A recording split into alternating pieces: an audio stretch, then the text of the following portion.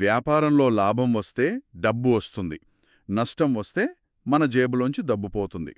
బేసిక్గా ఇది దాదాపు అందరికీ తెలిసిన ఒక రూల్ కదా. అవును, అదొక యూనివర్సల్ రూల్ లాంటిది. రైట్.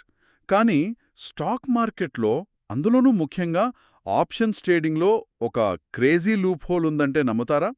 అంటే ట్రేడింగ్లో నష్టం వస్తున్నా కూడా ఆ నష్టపోతున్న డబ్బుపై వడ్డీ సంపాదించడం సాధ్యమే అని ఎవరైనా చెబితే ఎలా ఉంటుంది? వినడానికి కొంచెం కన్ఫ్యూజింగ్గా ఉంటుంది. ఎగ్జాక్ట్లీ. ఏదో ఫైనాన్షియల్ మ్యాజిక్ లాగా అనిపిస్తుంది కదా. ఈరోజు మనం డీప్ డైవ్ చేయబోయే టాపిక్ ఇదే. ఆప్షన్స్ ట్రేడింగ్లో ఈ మార్జిన్ మనీ అనేది అసలు సిస్టంలో ఎలా పనిచేస్తుంది, మరియు ఆప్షన్స్ విక్రేతలకు అంటే సెల్లర్స్కి దాగి ఉన్న ఆ వడ్డీ ప్రయోజనం వెనుకున్న లాజిక్ ఏంటి అనేది ఈరోజు మనం డీకోడ్ చేయబోతున్నాం. చాలా ఇంట్రెస్టింగ్ టాపిక్ ఇది. యా, ఇదంతా చదువుతున్నప్పుడు నాకైతే ఒక విచిత్రమైన ఆలోచన వచ్చింది.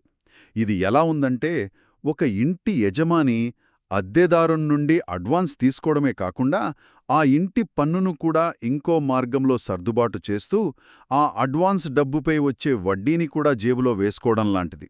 అసలీ మెకానిజం ఎలా సాధ్యమంటారు? మీరు చెప్పిన ఈ ఇంటి అద్దె ఉదాహరణ చాలా ఆసక్తికరంగా ఉంది. సిస్టమ్ ఎలా పనిచేస్తుందో ఆలోచించడానికి ఇది మంచి స్టార్టింగ్ పాయింట్. రైట్. అయితే ఈ మార్జిన్ మ్యాజిక్ లేదా ఆ వడ్డీ ప్రయోజనం గురించి మనం డైరెక్ట్గా ఆప్షన్స్లోకి వెళ్ళిపోయి మాట్లాడుకుంటే బేసిక్గా పెద్దగా అర్థం కాకపోవచ్చు. అంటే బేసిక్స్ నుంచి వెళ్లాలంటారా? అవును. ముందుగా మనం పునాది దగ్గర నుండి మొదలుపెట్టాలి. అంటే ఈ ఫ్యూచర్స్ ట్రేడింగ్ సిస్టంలో అసలు రోజువారీ సెటిల్మెంట్స్ ఎలా జరుగుతాయో తెలిస్తేనే ఆప్షన్స్లో ఉన్న ఈ లూప్ హోల్ ఎంత గొప్పదో మనకు అర్థమవుతుంది. Okay, futures market. Futures market అనేది చాలా స్ట్రిక్ట్గా ఒక కఠినమైన క్రమశిక్షణతో నడిచే వ్యవస్థ. ఇక్కడ బయ్యర్ మరియు సెల్లర్ ఇద్దరూ కూడా ట్రేడ్లోకి ఎంటర్ అవ్వాలంటే ముందే కొంత మార్జిన్ మనీ తీసుకురావాలి. ఒక రకమైన సెక్యూరిటీ డిపాజిట్ లాగా అన్నమాట. కరెక్ట్. కానీ ఇక్కడ అసలు కథ మార్క్ టు మార్కెట్ లేదా ఎంటీఎం దగ్గర మొదలవుతుంది. ఒక్క నిమిషం, ఈ మార్క్ టు మార్కెట్ అనేది ఆప్షన్స్లో కూడా ఉంటుందా? అసలు ఈ ఎంటీఎం అంటే ప్రతిరోజు లెక్కలు తేల్చడమేనా? అవును, ప్రతిరోజూ లెక్కలు తేల్చడమే. మనం ఫ్యూచర్స్ గురించి ఎందుకు మాట్లాడుతున్నామంటే అక్కడున్న కష్టమేంటో తెలిస్తేనే ఆప్షన్స్లో ఉన్న ఫ్లెక్సిబిలిటీ ఏంటో తెలుస్తుంది. ఓహో, అలాగా. ఫ్యూచర్స్లో మార్కెట్ పెరిగినా లేదా తగ్గినా ప్రతిరోజు సాయంత్రం మార్కెట్ ముగిసే సమయానికి బయ్యర్, సెల్లర్ ఇద్దరి అకౌంట్లలో లాభనష్టాల లెక్కింపు ఖచ్చితంగా జరుగుతుంది. అంటే రోజువారీ సెటిల్మెంట్. ఎగ్జాక్ట్లీ. ఉదాహరణకు, ఈరోజు ట్రేడింగ్ ముగిసే సమయానికి ఒక ట్రేడర్కి 10,000 రూపాయల నష్టమొచ్చిందనుకోండి. ఆ నష్టపోయిన డబ్బును తర్వాతి రోజు ఉదయానికల్లా అతను ఖచ్చితంగా నగదు అంటే క్యాష్ రూపంలో ఎక్స్చేంజ్కి చెల్లించాల్సిందే. వావ్, అంటే క్యాష్ ఇవ్వాల్సిందేనా? అవును. ఎక్స్చేంజ్లో ఉండే క్లియరింగ్ కార్పొరేషన్ ఆ డబ్బును తీసుకుని ఆ ట్రేడ్లో లాభపడిన ఎదుటి వ్యక్తి ఖాతాలో వేస్తుంది. ఇదంతా రోజూ జరిగిపోవాలి. అంటే ఇక్కడ పేపర్ లాస్ అనే కాన్సెప్ట్ లేదన్నమాట కదా. నష్టం వస్తే జేబులోంచి క్యాష్ బయటకు వెళ్లాల్సిందే. అవును, పేపర్ లాస్ ఉండదిక్కడ. దీన్ని చూస్తుంటే నాకు ఒక క్యాసినోలో ఆడే పోకర్ గేమ్ గుర్తొస్తుంది. ప్రతి రౌండ్ ముగిసిన వెంటనే టేబుల్ మీదున్న చిప్స్ను అప్పటికప్పుడే క్యాష్ చేసుకుంటారు కదా. సేమ్ అలాగే ఉంది. చాలా యాప్ట్ కంపారిజన్. ఇక్కడ ఎవరి దగ్గర సార్ ట్రేడ్ ఇంకా క్లోజ్ చేయలేదు కదా, రేపిస్తానులే అని అప్పు పెట్టడానికి వీల్లేదన్నమాట. సిస్టమ్ చాలా కఠినంగా ఉంది. అసలు ఎక్స్చేంజ్ ఎందుకింత స్ట్రిక్ట్గా వ్యవహరిస్తుంది? మీరు వాడిన పోకర్ గేమ్ ఎనాలజీ పర్ఫెక్ట్గా సరిపోతుంది. ఫ్యూచర్స్లో అప్పులకి వాయిదాలకి అస్సలు చోటు లేదు. రైట్. ఎందుకింత స్ట్రిక్ట్గా ఉంటారంటే దీన్ని ఫినాన్షియల్ పరిభాషలో కౌంటర్ పార్టీ రిస్క్ అంటారు. ఒకవేళ ట్రేడర్ నష్టపోయి మరుసటి రోజు డబ్బు కట్టకుండా చేతులెత్తేస్తే అప్పుడు ఎక్స్చేంజ్కే కదా ప్రాబ్లం. కరెక్ట్. అప్పుడు లాభపడిన వ్యక్తికి ఎక్స్చేంజ్ తన జేబులోంచి డబ్బులివ్వాల్సి వస్తుంది. అలా జరిగితే మొత్తం వ్యవస్థ కుప్పకూలిపోతుంది. అందుకే క్లియరింగ్ కార్పొరేషన్ ఎవ్వరినీ నమ్మదు. ప్రతిరోజు క్యాష్ చేతులు మారాల్సిందే అనమాట. అవును. ఈ రోజువారీ క్యాష్ కట్టాల్సిన పరిస్థితి వల్ల ట్రేడర్లకు విపరీతమైన ఒత్తిడి ఉంటుంది. వాళ్లు ఎప్పుడూ తమ బ్యాంక్ అకౌంట్లో ఎంతో కొంత అదనపు నగదును లిక్విడ్గా ఉంచోవాలి. రైట్. ఫ్యూచర్స్లో ఈ రోజువారీ క్యాష్ సెటిల్మెంట్స్ అనే టెన్షన్ ఉందని అర్థమైంది. మరిప్పుడు మన మెయిన్ టాపిక్ అయిన ఆప్షన్స్ మార్కెట్ వైపు వద్దాం. షూర్. ఫ్యూచర్స్లో ఉన్నంత స్ట్రిక్ట్ రూల్స్ ఆప్షన్స్ కొనేవాళ్లకి, అంటే ఆప్షన్ బయ్యర్స్కి కూడా ఉంటాయా? వాళ్ళు కూడా రోజూ క్యాష్ తెచ్చి కట్టాలా? ఇక్కడే రూల్స్ పూర్తిగా మారిపోతాయి. ఫ్యూచర్స్తో పోలిస్తే ఆప్షన్స్ బయ్యర్ల పరిస్థితి, వాళ్ళ లెక్కలు పూర్తిగా వేరు. ఓకే, ఎలా అంటే? ఒక ఆప్షన్ కొనేటప్పుడు ఆ కొనుగోలుదారుడు దానికి సంబంధించిన పూర్తి ప్రీమియం డబ్బును ముందే ఒకేసారి చెల్లించేస్తాడు. ఆ తర్వాత అతనికి ఎక్స్చేంజ్తో ఎలాంటి రోజువారీ పంచాయితీ ఉండదు. ఒక్క నిమిషం, అర్థం కాల. అంటే ఒక ఆప్షన్ కొనడానికి 20,000 రూపాయలు అవుతుందనుకుంటే ఆ 20,000 ఒక్కసారే కట్టేయాలా? అవును, ఒక్కసారే. మళ్ళీ రోజూ ఈ ఎంటీఎం లాస్ వస్తే కట్టక్కర్లేదా? అక్షరాలా అంతే. ఆ 20,000 ప్రీమియం చెల్లించిన తర్వాత కొనుగోలుదారుడికి ఫ్యూచర్స్లో లాగా మార్క్ టు మార్కెట్ లాస్ వచ్చినా ఎక్స్చేంజ్ అడగదు. ఓహో. ఎందుకంటే ఒక ఆప్షన్ బయ్యర్కు వచ్చే గరిష్ట నష్టం అంటే ఆ మ్యాక్సిమం లాస్ అతను కట్టిన ఆ 20,000 ప్రీమియం మాత్రమే. రైట్. అంతకు మించి పోదానికేం లేదు గదా? అంతే కదా. అంతకు మించి అతను ఒక్క రూపాయి కూడా నష్టపోడు. అతని దగ్గర నుండి రాబట్టాల్సిందేమీ లేదు కాబట్టి ఎక్స్చేంజ్కి అతని వల్ల ఎలాంటి రిస్క్ లేదు. లాజికల్. మార్కెట్ ఎంత అటూ ఇటూ అయినా అతని ఖాతా నుండి ప్రతిరోజు డబ్బు కట్టవడం జరగదు. ఆ ఆప్షన్ను అతను తిరిగి అమ్మే సమయంలో దాని ధర ఎంత ఉంటే ఆ డబ్బు అతనికి నేరుగా వస్తుంది. ఓహో, ఇది నేను ఒక థియేటర్లో సినిమా టికెట్ కొనుక్కున్నట్టుందన్నమాట. Yeah, exactly. థియేటర్ కౌంటర్లో డబ్బు ఇచ్చేసి టికెట్ తీసుకున్నాక సినిమా స్టార్ట్ అవుతుంది. మధ్యలో సినిమా ఫ్లాప్ అనిపించినా నా డబ్బులు నాకు వాపసు రావు. రావు కదా. అలాగే సినిమా సూపర్ హిట్ అయినా సరే థియేటర్ ఓనర్ వచ్చి సినిమా బాగుంది కదా, ఇంకో 50 రూపాయలు అదనంగా ఇవ్వండి అని అడగడు. కరెక్ట్. నా రిస్క్ ఆ టికెట్ రేటు వరకే పరిమితం. సో బేసిక్గా ఆప్షన్ బయ్యర్కు ఎలాంటి అదనపు చెల్లింపుల టెన్షన్ లేదు. యా, సినిమా టికెట్ లాగానే కొనుగోలుదారుడి బాధ్యత ఆ ప్రీమియం కట్టడంతోనే అయిపోతోంది. అతను ఈ రోజువారీ సెటిల్మెంట్ల సర్కిల్ నుండి పూర్తిగా బయటికొచ్చేస్తాడు. ఇక్కడి వరకు అంతా క్లియర్గా ఉంది. ఆప్షన్ బయర్ సైడ్ అయిపోయాడు. మరి ఆప్షన్స్ అమ్మే వ్యక్తి అంటే ఆప్షన్ సెల్లర్ పరిస్థితేమిటి? అక్కడే అసలు కథ మొదలవుతుంది కదా. కథ మొత్తం ఎక్స్చేంజ్కి సెల్లర్కి మధ్యే నడుస్తుందన్నమాట. ఇందాక మనం అనుకున్నట్లు ఒకవేళ నేను ఆప్షన్ సెల్లర్ని అనుకుందాం. ఓకే. ఇప్పుడు బయ్యర్ కట్టిన ఆ 20,000 ప్రీమియం నాకే వస్తోంది కదా. అవును, ఇక్కడే సిస్టంలోని అసలు మెకానిజం బయటపడుతుంది. బయ్యర్ ఇచ్చిన 20,000 ప్రీమియం నేరుగా ఎక్స్చేంజ్ ద్వారా మీకు అంటే విక్రేతకు చేరుతుంది. ఓకే. అది కూడా మీ అకౌంట్లోకి స్వచ్ఛమైన నగదు అంటే క్యాష్ రూపంలో వస్తుంది. సో నా అకౌంట్లోకి బయ్యర్ డబ్బు క్యాష్ రూపంలో వచ్చేసింది. ఇది నా లాభమే కదా, ఇందులో టెన్షనేముంది? మీకైతే లేదు కాని టెన్షన్ అంతా ఎక్స్చేంజ్కుంటుంది కదా. ఎక్స్చేంజ్ కెందుకో? ఎందుకంటే ఆప్షన్ విక్రేత ఎప్పుడూ అపరిమితమైన నష్టభయాన్ని అంటే అన్లిమిటెడ్ రిస్క్ని ఫేస్ చేస్తాడు. మార్కెట్ భారీగా రివర్స్ అయితే విక్రేత లక్షల్లో నష్టపోవచ్చు. అవును కదా, రిస్క్ అన్లిమిటెడ్. అందుకే ఎక్స్చేంజ్ ఊరుకోదు. ఆ రిస్క్ని కవర్ చేయడానికి మీ దగ్గర ఒక పెద్ద మొత్తాన్ని మార్జిన్ మనీగా అడుగుతుంది. ఎంత అడుగుతుంది? ఉదాహరణకు ఎక్స్చేంజ్ బేసిక్ మార్జిన్ ₹1,00,000 అడిగిందనుకుందాం. దానికి తోడుగా బయ్యర్ మీకిచ్చిన ప్రీమియం 20,000 కూడా అందులో కలుపుతారు. ఓకే. అంటే మొత్తం కలిపి మీరు ₹1,20,000 మార్జిన్ మొత్తాన్ని మెయింటైన్ చేయాలి. వెయిట్, ఇక్కడే నాకు పెద్ద డౌట్ వస్తోంది. ఈ లెక్కల్లో ఎక్కడో లోపం ఉన్నట్లు అనిపిస్తోంది. ఏంటది? ఎక్స్చేంజ్ నాకు బయ్యర్ కట్టిన 20,000 నగదు ఇచ్చింది, రైట్? మళ్ళీ నా దగ్గరే 1,20,000 మార్జిన్ రూపంలో లాక్ చేస్తోంది. అవును. అంటే వాళ్ళిచ్చిన 20,000 వాళ్లకే తిరిగిచ్చేయడమే కాకుండా నా జేబులోంచి ఇంకో ₹1,00,000 అదనంగా వాళ్ల దగ్గర పెట్టాలి. నా క్యాపిటల్ బ్లాక్ అయిపోతోంది కదా. దీన్ని అడ్వాంటేజ్ అని ఎలా అంటారు? బేసిక్గా పైకి చూడటానికి ఎవ్వరికైనా అలాగే అనిపిస్తుంది. మరిది నాకైతే ఒక ప్రతికూలతలాగా కనిపిస్తోంది. కానీ సిస్టమ్ని లోతుగా అర్థం చేసుకుంటే ఇక్కడే కొల్లాటరల్ అనే మ్యాజిక్ ఉంటుంది. ఎక్స్చేంజ్ మిమ్మల్ని 1,20,000 మార్జిన్ అడుగుతోంది నిజమే, కానీ ఆ మార్జిన్ మొత్తాన్ని క్యాష్ రూపంలోనే ఇవ్వాలని రూల్ ఏమీ లేదు. క్యాష్ అడగదా? మరెలా ఇవ్వాలి? ఎక్స్చేంజ్కి క్యాష్ కాకుండా ఇంకేం కావాలి? ఎక్స్చేంజ్కి కావాల్సింది సేఫ్టీ. రైట్. అందుకే క్యాష్కి బదులుగా మీ దగ్గరున్న షేర్లు, మ్యూచువల్ ఫండ్స్ లేదా బ్యాంక్లో ఉన్న ఫిక్స్డ్ డిపాజిట్లను కూడా అంటే ఎఫ్డీస్ని కొల్లాటరల్గా హామీగా చూపించవచ్చు. దీన్నే ప్లెడ్జింగ్ అంటారు. ఓహో, ప్లెడ్జింగ్ అంటే ఎఫ్డీని క్యాన్సిల్ చేయాల్సిన పనిలేదు. దాన్ని బ్యాంక్లోనే ఉంచి దానిమీద ఒక లీన్ మార్క్ చేస్తారు. ఒక్క నిమిషం, ఈ కొల్లాటరల్ ప్రాసెస్ని అర్థం చేసుకుందాం. అంటే నేను ₹1,00,000 ఎఫ్డీని ఎక్స్చేంజ్కి చూపిస్తే వాళ్ళు నాకు ₹1,00,000 మార్జిన్ ఇచ్చేస్తారా? అంత ఈజీ కాదు.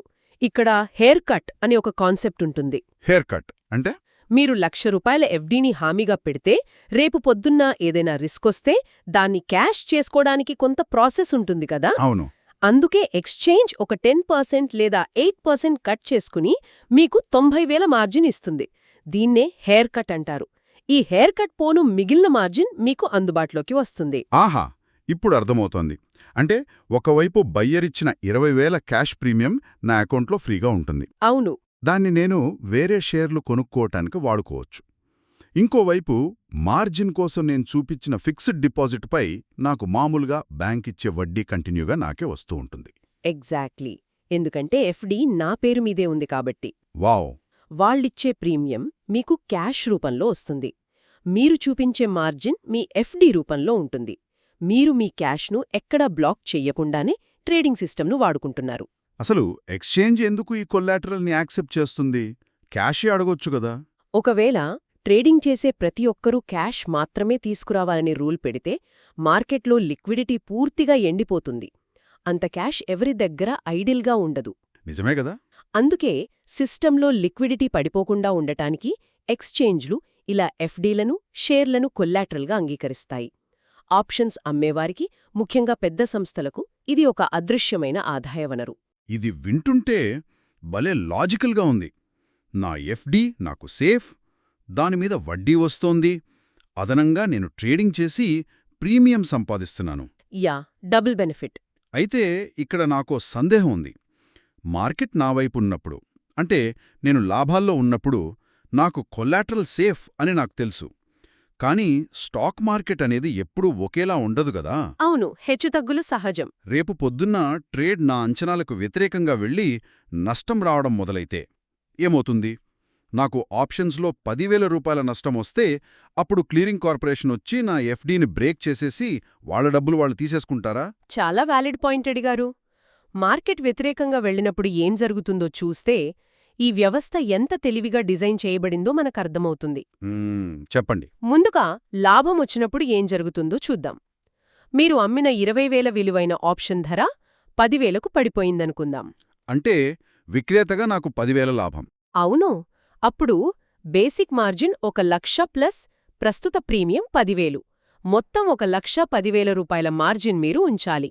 నిన్నటి మీ మార్జిన్ 1,20,000తో పోలిస్తే ఈరోజు 10,000 మార్జిన్ ఫ్రీ అయిపోయి మీకు రిలీజ్ అవుతుంది. ఇది హ్యాపీ సినారియో. మరసలు ట్విస్ట్, నష్టం వస్తే? ఒకవేళ నేను అమ్మిన ఆప్షన్ ధర 20,000 నుండి 30,000కు పెరిగితే అప్పుడు నాకు ₹10,000 నష్టం గదా. అవును. ఇక్కడ బేసిక్ మార్జిన్ 1,00,000 ప్లస్ ప్రస్తుత ప్రీమియం 30,000. మొత్తం కలిపి ₹1,30,000 మార్జిన్ మీరు సిస్టంలో మెయింటైన్ చెయ్యాలి. అంటే అదనంగా 10,000. నిన్నటితో పోలిస్తే ఈరోజు మీకు 10,000 అదనపు ఎంటీఎం లాస్ వచ్చింది. ఇక్కడే నా బ్రెయిన్లో అలారం మోగుతోంది.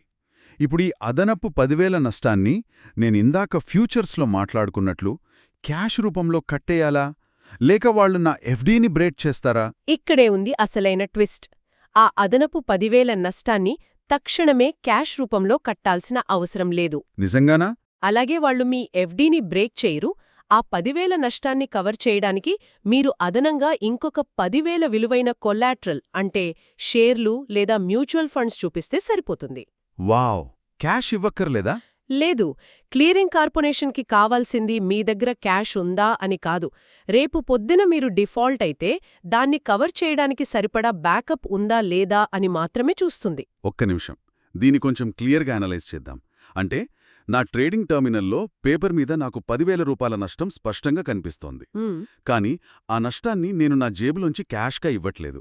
దానికి బదులుగా నా దగ్గర ఉన్న ఇంకో ఎఫ్డీనో షేర్లనో ప్లెడ్జ్ చేస్తున్నాను. ఆ ప్లెడ్జ్ చేసిన వాటి మీద నాకు బ్యాంక్ నుండి వడ్డీ లేదా డివిడెండ్ వస్తూనే ఉంటుంది. ఎగ్జాక్ట్లీ.